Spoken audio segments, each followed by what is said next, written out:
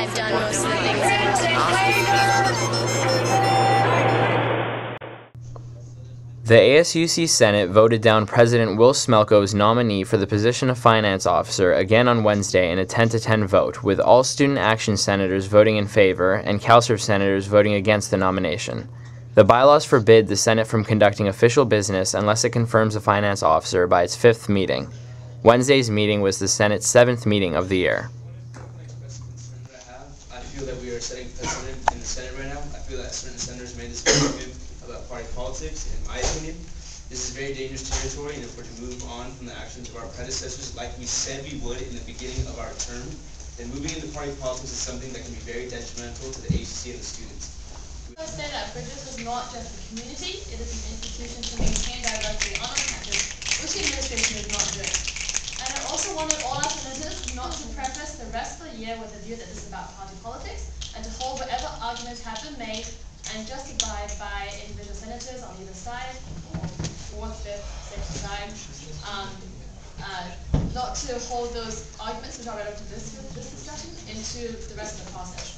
That, I think what the whole Senate has done here, I'm proud of everyone in this room.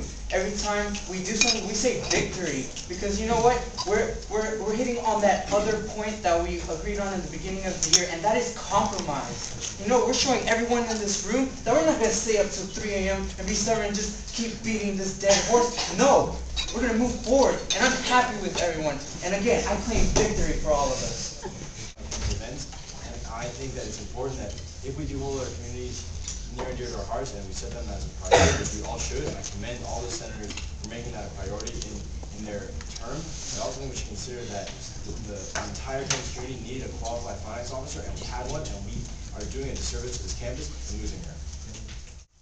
Smelko selected his nominee on the day of the 5th Senate meeting. He addressed senators' concerns at the meeting and selected his second nominee. Okay, so this is a pretty hard conversation to have. I'm upset about this and the process that this is taken. And people have called me untransparent in this process. But I ask you to please not confuse transparency for me just appointing who I believe is the right person. And you being able to confirm and deny that person, which is constitutionally within my rights. And other people have said that you should have had the senators tell you who to nominate for transparency purposes.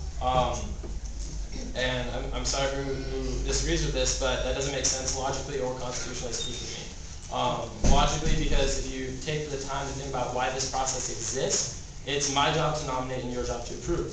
And students to use my judgment to determine who is the best candidate for the position that will look out for the overall health and well-being of the ASUC. And just as you have retained your right to final approval on Jingjing, I will retain my right to nominate who I think is the best person for the job. I believe that, just like with the California state system, this is an example of certain people basically holding my decision-making hostage and saying, we are not going to do what you want until you appoint my personal favorite or who I like, or nominate that person. I believe that you can say I'm the one delaying business here, but I'll reiterate the fact that I am going to retain my right to decide who I feel is a truly unbiased and qualified finance officer. And if that's not your personal favorite, I believe there is a thing called compromise, where just because you don't get the exact person you want, we have to move on as a group and take responsibility on ourselves to vote in somebody qualified and willing to serve and do the job. So you can, I guess, go ahead and blame me for delaying this process if you want, but I would argue that this is misdirected. And I'm going to nominate Alan Nee for Finance Officer, who I interviewed, went through his application, and he was by far the second best person for the job. No offense to Alan, he's a great candidate, but that was just in my opinion. I thought he was also fantastic, and light years above the other people I interviewed and talked to, and that's who I'm going with. You can try to bully me into putting up who you want, but I'm going to stick with my gut with this one and do what I think is right.